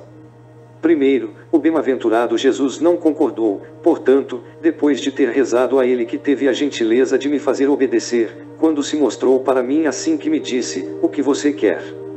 Porque eu quero fazer violência pela força uma vez que é necessário punir os povos. E eu, Senhor, não sou eu, é a obediência que quer. E ele, bem, quando é obediência, quero que você participe da minha crucificação e, entretanto, quero me restaurar um pouco. Enquanto ele dizia isso, as dores da cruz tomaram parte em mim e, enquanto eu sofria, Jesus se aproximou de mim e pareceu se refrescar um pouco. Agora, enquanto eu estava nessa posição junto com ele, ele me mostrou no ar que, de um lado, vinha uma nuvem negra e densa que, ao vê-la, punha terror e medo, e todos diziam, desta vez, morremos. Enquanto todos estavam aterrorizados, ela se levantou de Jesus e de mim, era uma cruz resplandecente que, contrariando essa punição, e a levou a fugir em grande parte, de modo que parecia que as pessoas se acalmaram. Não posso dizer com certeza, mas parece-me que era um furacão acompanhado por raios e granizo, tão forte que teria força para derrubar as fábricas, e a cruz que amplamente dissipou me pareceu que era meu pequeno sofrimento, a qual Jesus participou em mim. Que o Senhor seja abençoado e tudo sejam para sua glória e honra. 3 de julho de 1900 Punições com males contagiosos e mortais. Hoje de manhã, tendo recebido a comunhão, quando vi meu adorável Jesus, disse-lhe, meu amado Senhor, como é que você envia tantos castigos? Porque desta vez você não quer ficar quieto sobre isso. Parece que todos os meios falharam, nem orar nem dizer, Senhor, derramai tua amargura em mim. Não era o seu jeito habitual de fazer isso. Enquanto eu dizia isso, abençoou Jesus, quebrando meu ditado, respondeu no entanto, minha filha, os castigos que estou enviando não são nada comparados aos que estão preparados. Portanto, não queira se afligir por isso, porque não é uma questão de grande aflição. Enquanto ele dizia isso, diante de mim eu vi tantas pessoas infectadas com doenças contagiosas que morreram, ondas, tomadas pelo horror, eu disse a ele, Senhor, gostaríamos disso também. O que está fazendo? Se você deseja fazê-lo, tire-me desta terra, pois minha alma não suporta ver performances tão desastrosas. E então, quem pode resistir a continuar nesse estado em que você me colocou, que não vem até nós, ou vem à sombra, mas não apenas, mas me deixa estúpida, sonolenta, que não me faz entender mais nada. No entanto, você me disse que me faria ficar assim até que de alguma forma liberasse sua fúria. Agora você quer adicionar fúria à fúria, parece que você não vai terminar por enquanto, portanto, pobre de mim. Pobre de mim. Quem me dará forças para permanecer neste estado? Quem pode resistir? Enquanto eu liberava minha aflição, Jesus me disse, com pena de mim, minha filha, não tenha medo do seu estado de sonolência, isso diz que, como estou com as pessoas, como se estivesse dormindo. Eu as ouvi e olhei, então coloquei você no mesmo estado. Além disso, se você se importa, eu lhe disse outra vez, você quer que eu a suspenda como vítima. E eu, Senhor, o padre não quer obediência para aceitar a suspensão. E ele, bem, o que você quer de mim? Fique quieta e obedeça. Quem pode dizer o quanto eu fui atingida? Não apenas isso, mas me parece que os poderes internos permaneceram tão inativos, para viver como se eu não vivesse. Senhor, tem piedade de mim, não me deixe em estado de compaixão e dor. 9 de julho de 1900, vivendo não apenas para Deus, mas em Deus, o mesmo estado continua e talvez ainda pior, e, às vezes, se mostra sombrio e relâmpago e quase sempre em silêncio. Hoje de manhã, encontrando-me no cume da aflição e estupidez para o sono contínuo, quando ele se mostrou, e me disse, coragem, minha filha, a alma que é realmente minha, não só deve viver para Deus, mas em Deus. Você procura para viver em mim, pois em mim você encontrará o receptáculo de todas as virtudes, caminhando entre elas, nutrir-se-á com o perfume deles, a ponto de permanecerem saturados, e você mesma não fará nada além de enviar luz e perfume celestial, porque viver em mim é a verdadeira virtude e tem a virtude de dar à alma a mesma forma da pessoa divina na qual ela se instala e de transformá-la nas mesmas virtudes divinas com as quais se alimenta. Depois disso, como um raio desapareceu, e minha alma, correndo atrás daquele flash, encontrou-se fora de mim, mas já havia escapado e não me foi dado para encontrá-lo, e só tenho a amargura de ver uma saraivada terrível por terem feito grandes matadouros, raios, como se tivessem produzido incêndios e outras coisas que estavam sendo preparadas. Diante disso, me vi mais aflita do que antes. 10 de julho de 1900 Diferença entre viver para Deus e viver em Deus. Encontrando-me na mesma confusão, como o raio se mostrou e me fez entender que eu não havia escrito tudo o que ele havia me dito no dia anterior, ou seja, que a alma deve não apenas viver para Deus, mas em Deus. Daí o abençoado Jesus repetiu para mim a diferença que passa entre viver para Deus e viver em Deus, dizendo-me: ao viver para Deus, a alma pode estar sujeito a perturbações, amargura, ser inconstante, sentir o peso das paixões, misturar-se às coisas terrenas. Mas viver em Deus, não, é tudo diferente. Porque a principal coisa a fazer para uma pessoa entrar e viver em outra pessoa é depor tudo o que é dele, ou seja, despir-se de tudo, deixar suas paixões, em uma palavra, deixar tudo para encontrar tudo em Deus. Agora, quando a alma, não apenas a despiu, mas afinou muito bem, então poderá entrar pela porta estreita do meu coração para viver em mim, do meu próprio modo e da minha própria vida, porque embora meu coração seja muito grande, tanto que não há fim em suas fronteiras, mas a porta é muito estreita, e somente quem é despojado de tudo pode entrar. E isso com razão, porque, como eu Santíssimo, nunca admitiria viver em mim algo que fosse estranho à minha santidade. Portanto, minha filha, tente viver em mim e você possuirá o paraíso esperado. Quem pode dizer o quanto eu entendi sobre essa vida em Deus? Mas então ele desapareceu e eu fiquei no mesmo estado. 11 de julho de 1900 Os sofrimentos de Luísa tornam os castigos menos rigorosos. Esta manhã, tendo recebido a comunhão e continuando o mesmo estado de confusão, eu estava toda encolhido em mim mesma quando vi meu adorável Jesus, que veio a mim todo às pressas, dizendo-me: minha filha, quebre minha fúria um pouco, senão. E eu, assustada, disse: o que você quer que eu faça para acabar com sua fúria? E ele, ao recordar meus sofrimentos em você, você virá apaziguar minha fúria. Nesse momento, vi como se estivesse chamando o confessor enviando um raio de luz e ele imediatamente colocou a intenção de me fazer sofrer a crucificação. O abençoado Senhor competiu prontamente e eu me encontrei em tantos sofrimentos que, pela força das dores, senti-me sair do corpo. Quando pensei que estava prestes a morrer e fiquei feliz por Jesus ter recebido minha alma, vi o confessor dizendo: basta. Chega. Ele me chamou em mim. Então Jesus me disse: a obediência chama você. E eu: Senhor, eu quero vir. E Jesus: o que você quer de mim? A obediência continua a ligar para você. E assim, parece que essa nova obediência não fez com que o sofrimento fosse além. Mas a obediência é certamente cruel para mim, porque, embora parecesse pegar o porto, fui expulso para navegar pelo caminho. Então, depois que eu estava sofrendo, mas não sentia a morte, meu gentil Senhor retomou dizendo: minha filha, se hoje eu não tivesse quebrado minha fúria, ela chegara tanto ao topo que eu não apenas teria destruído as plantas, mas também os homens, e se o mesmo confessor não tivesse intervindo recordando meus sofrimentos em você, eu nem teria tido consideração por ele. É verdade que as punições são necessárias, mas é necessário que, de tempos em tempos, quando minha fúria avance, você me quebre. Caso contrário, minha filha, quantos flagelos enviarei mais? E enquanto ele dizia isso, me pareceu vê-lo todo cansado, que reclamava. Então disse: minha filha e eu, meus filhos, meus pobres filhos, como eu vejo vocês reduzidos. E para minha surpresa, ele me fez entender que, depois de se acalmar um pouco, ele teve que voltar à fúria para continuar os castigos e isso só serviu para impedir que ele se enfurecesse demais contra o povo. Senhor, apazigue-se e tenha pena daqueles que você chama de seus filhos. 14 de julho de 1900 O decreto das punições está assinado. Parece que passei vários dias sem estar imerso na letargia do sono e um pouco junto com o abençoado Jesus, dando-nos um pouco de refresco. Mas o quanto eu temo que isso tenha me jogado naquele sono profundo novamente.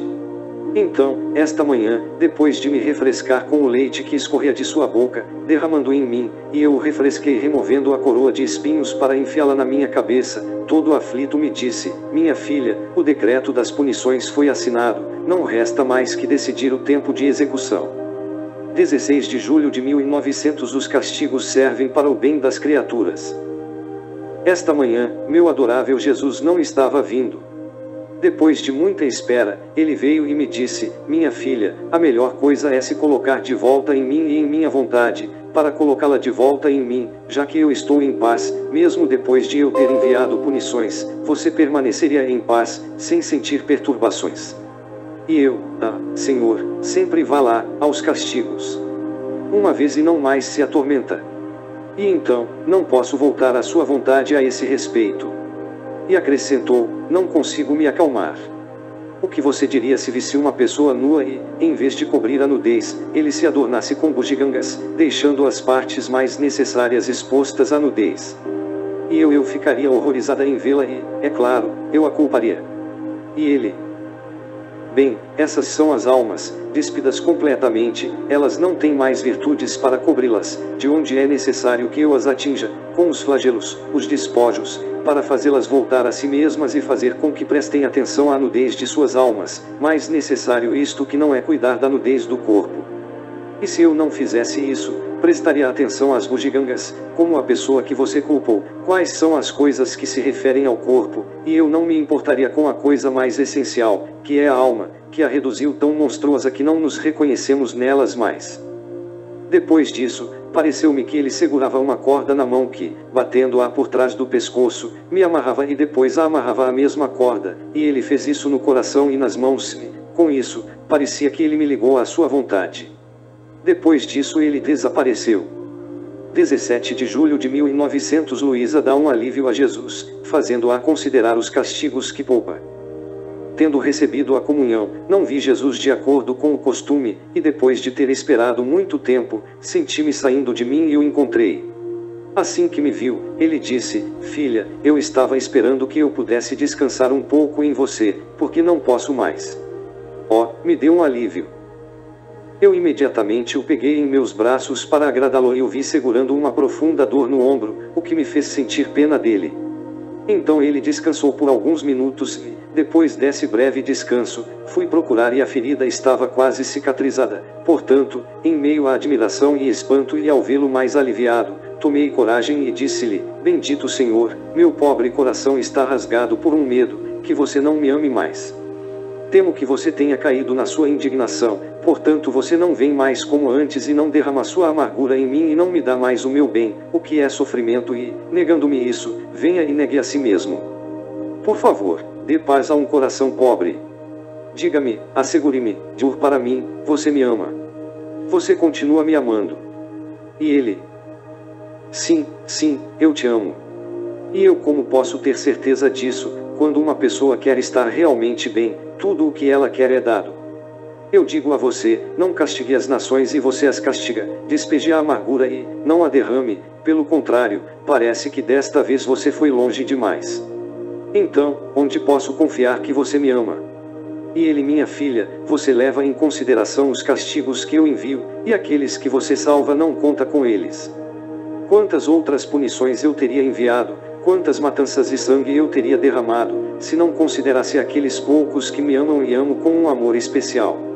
Então, depois disso, parecia que Jesus seguiu o caminho aonde os estratos de carne humana aconteciam, e eu, querendo segui-lo, não me foi dado a fazê-lo e, para meu grande arrependimento, me encontrei em mim mesma. 18 de julho de 1900. Os pecados do povo caem sobre si mesmos, formando sua ruína. Encontrando-me no meu estado habitual, quando vi meu adorável Jesus, todo aflito, dentro do meu coração, e junto vi muitas pessoas que cometeram tantos pecados, esses pecados se voltaram para mim, para vir e ferir meu amado Senhor em meu coração, mas Jesus, rejeitando-os de si mesmo, veio a cair sobre as mesmas pessoas e, caindo sobre elas, formou sua própria ruína, transformando-se em tantos tipos de flagelos acima dos povos, para estremecer os corações mais difíceis. Então Jesus, todo enlutado, disse-me: minha filha, onde vem a cegueira dos homens? Porque enquanto eles tentam me machucar, eles se machucam com as próprias mãos. 19 de julho de 1900. Luísa se oferece para sofrer para salvar a pessoas. Esta manhã, depois de ter passado a noite toda e a maior parte da manhã esperando o meu adorável Jesus, ele não teve o prazer de vir. Então, cansada de esperar por isso, lutei para sair do meu estado habitual, pensando que não era mais a vontade de Deus. Como lutei para sair, quase com impaciência, meu Jesus benevolente se moveu de dentro do meu coração, mal se mostrando e olhando para mim em silêncio. Impaciente como eu, disse-lhe: meu bom Jesus, como tão cruel? Podemos dar uma crueldade maior do que isso, abandonar uma alma presa ao tirano cruel do amor, que a faz viver em constante agonia. Oh, como você mudou! Diamante a cruel. Enquanto eu dizia isso, vi tantos membros de pessoas mutiladas diante de mim, então acrescentei: ah, Senhor, quanta carne humana mutilada! Quantas amarguras e dores!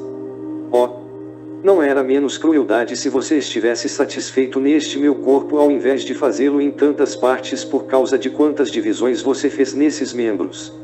Não foi menos mal ver alguém sofrer do que muitos povos pobres. Enquanto eu dizia isso, Jesus continuou a me encarar, como se tivesse sido atingido, não posso dizer se estava arrependido, e ele me disse: e ainda é o começo do jogo, novamente não é nada comparado ao que virá. Dito isto, foi invadido pela minha vista, sem poder vê-lo mais, me deixando em um mar de amargura. 21 de julho de 1900. Necessidade de purificação. Depois de passar um dia dormindo e com tanto sono que não me entendi, tendo recebido a comunhão, senti-me saindo de mim mesma e não encontrei meu supremo e único bem, comecei a me virar, delirantemente. Enquanto fazia isso, senti como uma pessoa em meus braços, toda velada, que não conseguia ver quem era. Sendo assim, incapaz de resistir mais, rasguei esse véu e vi meu anseio por tudo. Ao vê-lo, senti que queria entrar em queixas e erros, mas para quebrar minha impaciência e delírio, Jesus me deu um beijo. Aquele beijo infundiu vida em mim, calma, quebrou minha impaciência, tanto que eu não pude dizer mais nada. Então, esquecendo todas as minhas misérias, que tenho tantas, lembrei-me das pessoas pobres e disse a Jesus: fique tranquilo, poupe tantas pessoas desses tormentos cruéis. Vamos juntos às partes onde essas coisas acontecem, para que possamos perseguir e consolar os pobres cristãos que estão em um estado tão triste. E ele: minha filha, eu não quero levá-la, porque seu coração não suportaria ver carnificina tão comovente.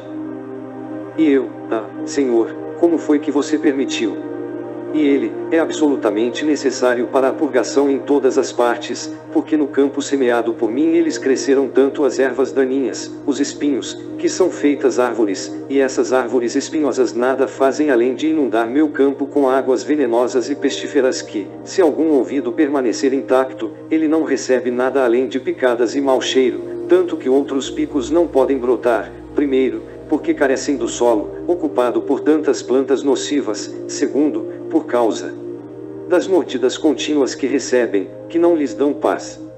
Aqui está a necessidade do massacre para remover tantas plantas ruins e o derramamento de sangue para limpar meu campo de águas venenosas e pestíferas. Portanto, não quero ficar triste no início, porque não apenas para onde já enviei os flagelos, mas em todas as outras partes precisamos de purgação. Quem pode dizer a consternação do meu coração ao ouvir essa conversa sobre Jesus? Por outro lado, insisti que queria ir ver, mas Jesus, não prestando atenção em mim, desapareceu de mim, e eu, deixada sozinha, segui o caminho para ver, e então encontrei um anjo que me deu as costas e o almas do purgatório, tanto que fui forçada a voltar para mim mesma. 25 de julho de 1900. Não há crueldade em Jesus, mas tudo é amor. Hoje de manhã, meu adorável Jesus veio e me mostrou uma máquina onde parecia que muitos membros humanos foram esmagados, como 2 sinais de punição no ar, punições que colocam terror. Quem pode dizer a consternação do meu coração por ver tudo isso? Mas o abençoado Jesus, ao me ver tão amargurada, disse-me: minha filha, por um curto período de tempo, tiremos o que tanto nos aflige e vamos nos levantar brincando um pouco juntos.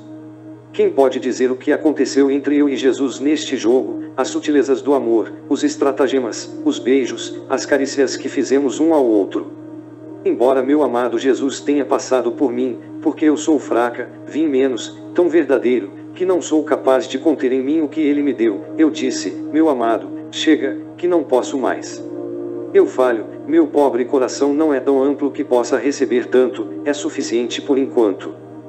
Então, querendo me censurar por falar outro dia, ele gentilmente me disse: deixe-me ouvir suas queixas, diga, sou cruel. Meu amor por você mudou para a crueldade. E eu, todo envergonhada, disse: não, Senhor, você não é cruel quando vem, mas quando não vem.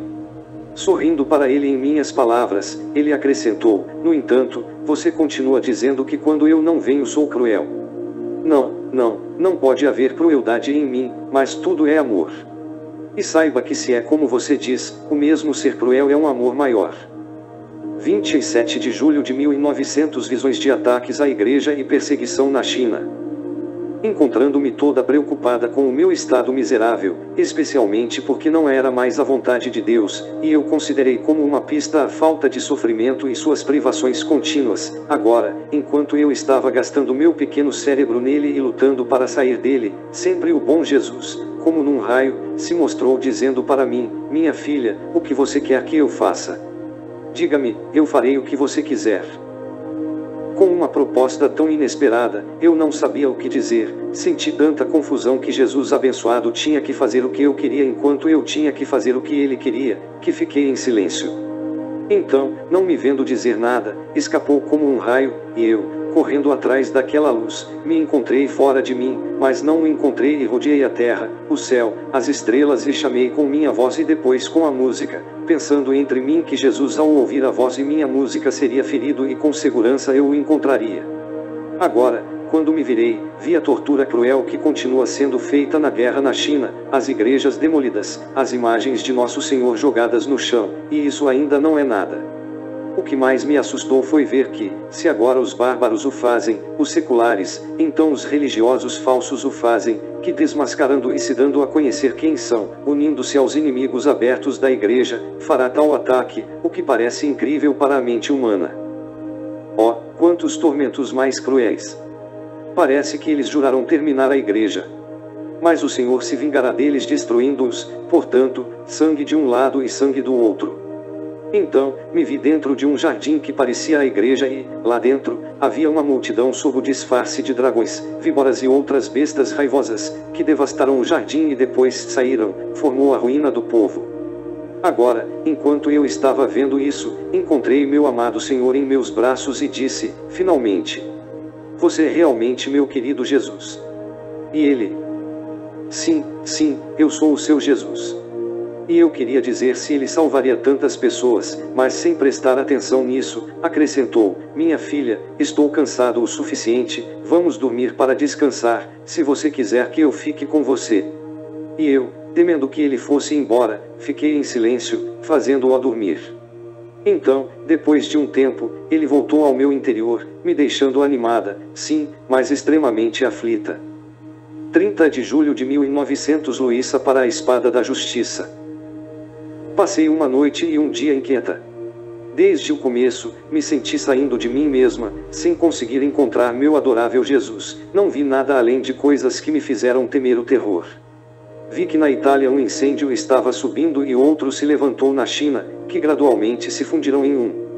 Nesse fogo, vi o rei da Itália, por engano, subitamente morto, e isso era a metade de como provocar e ampliar o fogo. Em resumo, vi uma revolta, um tumulto, um assassinato de pessoas. Com essas coisas vistas, senti minha alma se despedaçar, muito mais do que vi meu adorável Jesus. Então, depois de uma longa espera, ele apareceu com uma espada na mão, no ato de liberá-la sobre o povo. Eu, toda assustada e um pouco ousada, peguei a espada, dizendo: Senhor, o que você está fazendo? Você não vê quantos tormentos acontecerão se você liderar esta espada. O que mais me entristece é ver você levando a Itália para o meio. Ah, Senhor, acalme-se, tenha piedade de suas imagens. E se você disser que me ama, me poupe dessa dor amarga. E enquanto eu dizia isso, segurei com mais força que eu podia a espada. Jesus, com um suspiro, disse-me aflito: minha filha, deixe-a cair sobre as nações, das quais não posso mais. E eu, apertando-a com mais força, não posso deixá-lo, ela não me dá espírito para fazê-lo. Ele, o que você quer? E enquanto ele dizia isso, abaixou o braço com a espada e começou a se acalmar sua fúria. Depois de um tempo, ele desapareceu e eu fiquei com medo, mas depois, ainda sem me fazer ver, ele me puxou a espada e a arremessou sobre o povo. Oh, Deus, que desgosto, é a única coisa a lembrar. 1 de agosto de 1900. A humanidade de Jesus é o espelho da divindade. Meu adorável Jesus continua a vir muito poucas vezes e por um curto período de tempo. Hoje de manhã, me senti totalmente aniquilada e quase não me atrevi a procurar o meu supremo bem, mas ele, sempre gentil, veio e, querendo incutir confiança, disse-me: minha filha, diante de minha majestade e pureza, não há ninguém que possa ficar na frente. De fato, todos são forçados a permanecer aterrorizados e atingidos pelo esplendor de minha santidade. O homem quase gostaria de fugir de mim, porque sua pobreza é tão e tão grande, quem não tem coragem de se sustentar diante do ser divino? E eis que, ao tomar o campo da minha misericórdia, assumi a humanidade que, temperando os raios da divindade, é um meio de incutir confiança e coragem no homem para vir a mim, que, colocando-se diante da minha humanidade, que espalha raios temperados da divindade, tem o bem de poder purificar, santificar e até deificar na minha própria humanidade deificada. Portanto, você sempre fica na frente da minha humanidade, segurando-a como um espelho no qual limpará todas as suas manchas, mas não apenas, mas como um espelho no qual, olhando para si mesmo, você adquirirá beleza e gradualmente será adornada à semelhança de mim mesmo, porque propriedade do espelho fazer com que a imagem se assemelhe a uma imagem semelhante à da pessoa que se olha. Se este é o espelho material, muito mais é o divino, porque minha humanidade serve ao homem como um espelho para contemplar minha divindade. Eis, pois, que todos os bens, para o homem, da minha humanidade derivam. Enquanto ele dizia isso, senti tanta confiança que pensei em querer falar com ele sobre os castigos. Quem sabe tinha me dado uma audiência e poderia ter a intenção de aplacá-lo completamente. Mas enquanto eu estava me preparando para isso, desapareceu como um raio, e minha alma, correndo atrás dele, encontrou-se fora de mim, mas não consegui encontrá-lo novamente. E com meu maior pesar, vi tantas pessoas indo para as prisões, outros sectários que tentaram outras vidas de reis e outros líderes, vi que eles estavam roendo raiva porque ainda não tinham meios, como sair entre os povos e fazê-los massacrar, e ainda assim chegará a sua hora. Então, depois disso, me encontrei em mim mesma, toda oprimida e aflita. 3 de agosto de 1900. Deus trabalha onde não há nada. Encontrando-me em meu estado habitual, eu estava desejando e procurando meu amante Jesus. Então, depois de ter esperado muito tempo, ele veio e me disse: minha filha, por que você me procura fora de você, enquanto você pode me encontrar mais facilmente dentro de você? Quando você quer me encontrar, entra em você, alcança o seu nada, e ali, sem você, no espaço muito curto do seu nada, você verá os fundamentos que eu lancei em você e as fábricas que criou em você, o ser divino. Olhe e veja. Olhei para trás e vi as bases sólidas e os muros muito altos que alcançavam o céu. Mas o que me surpreendeu foi que vi que o Senhor havia feito essa bela obra acima do meu nada, e as paredes estavam todas muradas, sem nenhuma abertura, apenas uma abertura podia ser vista de cada vez, isso correspondia apenas ao céu, e nesta abertura nosso Senhor residia ali, em uma coluna estável, que se projetava dos fundamentos formados no nada. Agora, como fiquei completamente espantada ao assistir, o abençoado Jesus acrescentou: os fundamentos formados no nada significam que a mão divina opera onde não há nada e nunca mistura suas obras com obras materiais. As paredes sem aberturas ao redor são que a alma não deve ter correspondência com as coisas terrenas, de modo que não há perigo de que um pouco de poeira entre ali, porque tudo está bem murado. A única correspondência que essas paredes dão é para o céu, ou seja, do nada para o céu, do céu para o nada, e aqui está o significado da abertura feita no cofre. A estabilidade da coluna é que a alma é tão estável no bem, que não há vento contrário que possa movê-lo. E eu, que moro acima de você, é uma indicação certa de que todo o trabalho é divino. Quem pode dizer o que eu entendi? Mas minha mente está perdida e não posso dizer nada sobre isso. Que o Senhor seja abençoado e tudo seja para sua glória e honra.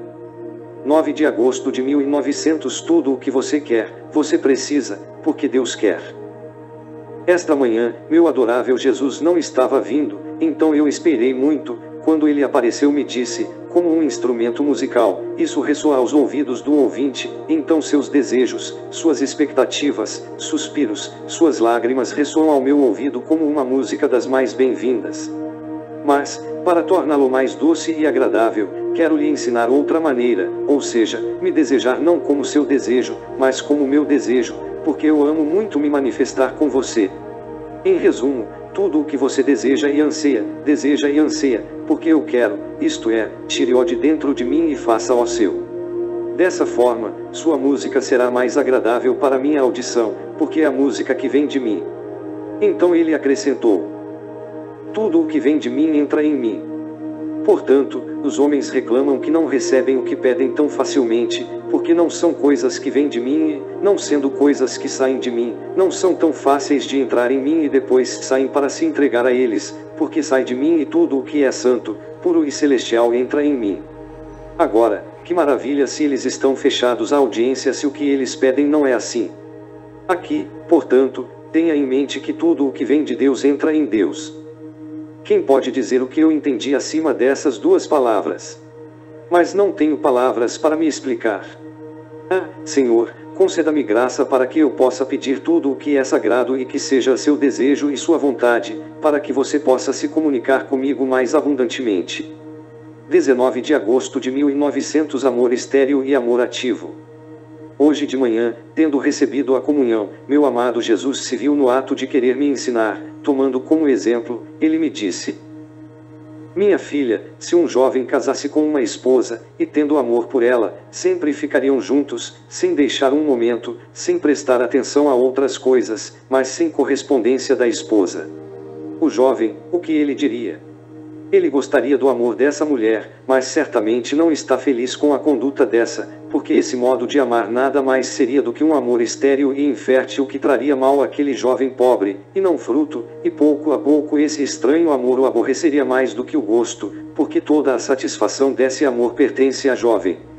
E como o amor estéril não tem lenha para acender, logo será incinerado, porque o único amor que trabalha é duradouro, porque o outro ama, como a fumaça, voa ao vento, e então fica irritado, não cura e, talvez, despreze o que tanto se amava. Tal é a conduta daquelas almas que tendem apenas a si mesmas, ou seja, para sua satisfação, ao fervor e a tudo que lhes agrada, dizendo que isso é amor por mim, enquanto é toda a satisfação deles. Porque se percebe com fatos que eles não cuidam dos meus interesses e das coisas que me pertencem e, só o que os satisfaz, faltam, não se importam mais comigo e chegam a me ofender. Ah, filha, o único amor que trabalha é o que distingue o verdadeiro dos falsos amadores, pois todo o resto é fumaça. Enquanto ele dizia isso, vi pessoas e como se quisesse cuidar delas, mas Jesus me distraiu disso dizendo: não quero impedir os outros, deixe-os fazer, porque tudo mantém seu tempo. Quando for a hora do julgamento, será a hora de discernir todas as coisas, pois, por meio de enigmas muito bem, conheceremos o trigo, os caminhos e as sementes estéreis e prejudiciais. Oh, quantas coisas que parecem grãos serão encontradas, naquele dia, palhas e sementes estéreis, dignas apenas de serem jogadas no fogo. 20 de agosto de 1900. Jesus está dentro de Luísa e através dela ele olha para o mundo. Hoje de manhã, meu adorável Jesus não estava voltando, então, depois de uma longa espera, quando meu pobre coração não aguentou mais, ele apareceu de dentro do meu interior e me disse: minha filha, não queira se afligir porque você não me vê. Porque estou dentro de você e, daqui, através de você, estou olhando o mundo. Então ele continuou a se mostrar de tempos em tempos, sem me dizer mais nada. 24 de agosto de 1900. Tudo se torna bom para quem realmente ama a Jesus. Depois de passar um dia inquieto, senti tudo cheio de tentações e pecados. Oh, Deus, que castigo terrível é ofendê-lo. Fiz o máximo que pude para permanecer em Deus, resignar-me à sua santa vontade, oferecê-lo pelo mesmo estado inquieto, não ouvir o inimigo, mostrando-me com a maior indiferença, para não tentar me tentar mais, mas com tudo isso não pude deixar de sentir o sussurro que o inimigo despertou ao meu redor. Portanto, encontrando-me em meu estado habitual, não ousei desejar meu amado Jesus, tanto que me vi feia e infeliz. Mas ele, sempre gentil com essa pecadora, veio sem me pedir e, como se estivesse com pena de mim, me disse: minha filha, coragem, não tenha medo.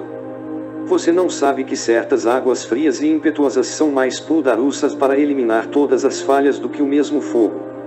E então, tudo se torna bom para quem realmente me ama. Dito isto, ele desapareceu, deixando-me absorto, sim, mais fraca, como se eu estivesse com febre. 30 de agosto de 1900 Luísa vai ao purgatório para ajudar o rei da Itália. Depois de passar vários dias de privação e amargura, no máximo o vi na sombra e nos raios, esta manhã, encontrando-me não apenas no topo da amargura, mas como se tivesse perdido a esperança de vê-lo novamente, em ondas, depois de ter recebido a comunhão, pareceu-me que o confessor colocou a intenção da crucificação, depois abençoou Jesus, para me fazer obedecer, ele mostrou a si mesmo e seus sofrimentos participaram. Nesse meio tempo, vi a rainha mãe que, me levando, me ofereceu a ele, para que ele se acalmasse. E Jesus, considerando a mãe, aceitou a oferta e pareceu aplacá-lo um pouco. Depois disso, a rainha mãe me disse: você quer vir ao purgatório para tirar o rei das dores horríveis em que ele se encontra? E eu: mamãe minha, como você quer? Em um instante ela me pegou e me levou a um lugar de torturas terríveis, todas mortais. E havia aquele homem miserável que passava de uma tortura para outra. Parecia que, como muitas almas haviam sido perdidas por causa dele, ele teve que sofrer o mesmo número de mortes. Assim, depois de ter passado por várias dessas torturas, ele permaneceu um pouco mais aliviado. Mais uma vez, a rainha mamãe me levou daquele lugar de dor e eu me vi em mim mesma. 31 de agosto de 1900 Não pode haver perturbação nas almas interiores. Encontrando-me no meu estado habitual e não vindo meu adorável Jesus, eu estava toda aflita e um pouco preocupada com o motivo de ele não vir. Então, depois de muita espera, ele veio e, vendo que de suas mãos jorrou sangue, orei para que, com a mão esquerda, ele derramasse o sangue sobre o mundo pelos pecadores que estavam prestes a morrer e que corriam o risco de se perder e, da mão direita, derramasse o sangue sobre o purgatório. E ele, benignamente me ouvindo, se sacudiu e derramou sangue de um lado e do outro. Depois disso, ele me disse: minha filha, no interior das almas não pode haver perturbação e, se algo entra, é porque sai de si mesma, e fazê-lo é agir como um carrasco para si mesma, porque, saindo de si mesma, apega-se a tantas coisas que lhe dizem respeito e que não são de Deus e, às vezes, nem mesmo as coisas que dizem respeito ao verdadeiro bem da alma, retornando assim a si mesma e trazendo coisas estranhas para ela é atingida por si mesma e com isso vem infectar a si mesma e a graça, portanto, fique sempre em si mesma e sempre estará calmo. Quem pode dizer com que clareza eu entendi e como encontrei a verdade nessas palavras de Jesus? Ah, Senhor, se você se me ensinar, dê-me graça para tirar proveito de seus santos ensinamentos, caso contrário, tudo será para minha condenação. 1 de setembro de 1900 A obediência coloca a paz entre Deus e a alma. Ainda não chegando, eu estava dizendo: meu bom Jesus, venha, não me faça esperar tanto, hoje de manhã não quero me preocupar e procurar por você até me cansar. Venha uma vez, imediatamente, assim. E vendo que ele não estava vindo, eu ficava dizendo: você vê que quer que eu me canse e me preocupe, caso contrário você não virá. Enquanto eu falava isso e outros erros, ele veio e me disse: você pode me dizer o que é que mantém a correspondência entre a alma e Deus? E Jesus, aprovando minha afirmação, acrescentou: mas o que é isso que atrai Deus a uma conversa familiar com a alma? E eu, sem saber responder, mas imediatamente a luz se moveu em meu intelecto e eu disse: se a oração vocal serve para manter a correspondência, certamente a meditação interna deve servir como alimento para manter a conversa entre Deus e a alma. Ele, feliz com isso, respondeu: ou você saberia quem você diz que rompe as brigas doces, quem fere a rotina amorosa que pode acontecer entre Deus e a alma? E eu não respondendo, ele mesmo disse: filha minha, somente a obediência ocupa esse cargo, porque ela sozinha decide as coisas devidas entre eu e a alma e, levantando-se em contenda, ou se esforçando para mortificar a alma, a obediência crescente rompe as contendas, remove as carrancas e coloca a paz entre Deus e a alma.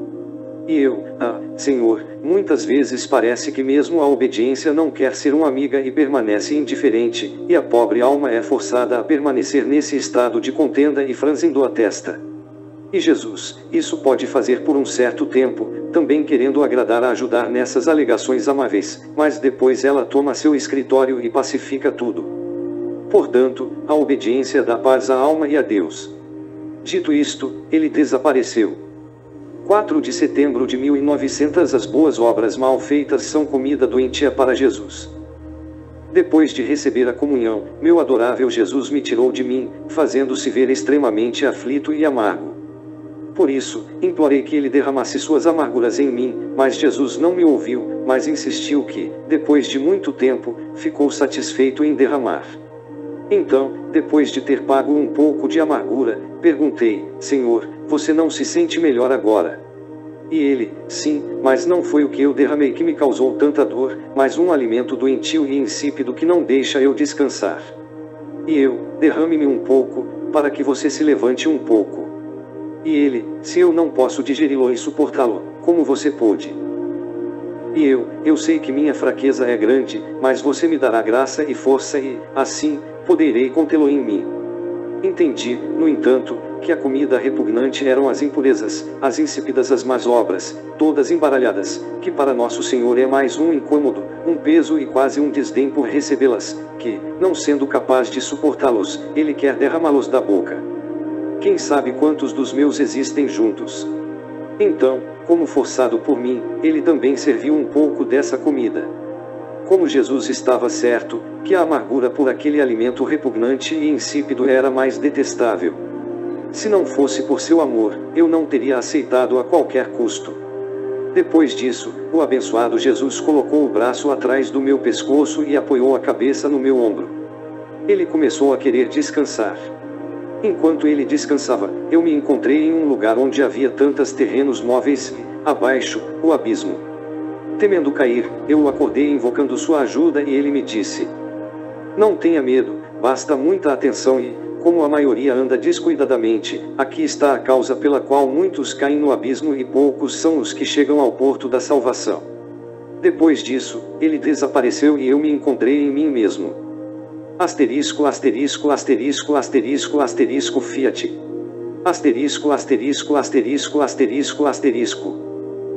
Então, depois, meu doce Jesus estava pegando todos os livros escritos em sua vontade divina, ele os uniu, depois os pressionou contra o coração, e com uma indescritível ternura, acrescentou: eu os abençoo de todo o coração esses escritos, abençoo cada palavra, abençoo os efeitos e o valor que eles contêm, esses escritos fazem parte de mim.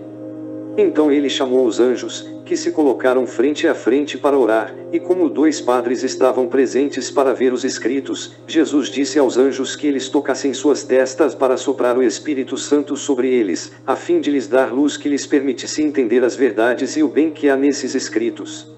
Os anjos fizeram isso, e Jesus, abençoando todos nós, desapareceu. Dos escritos do servo de Deus Luiz Picarreta, o PFDV, Livro do Céu, volume 17, 17 de setembro de 1924.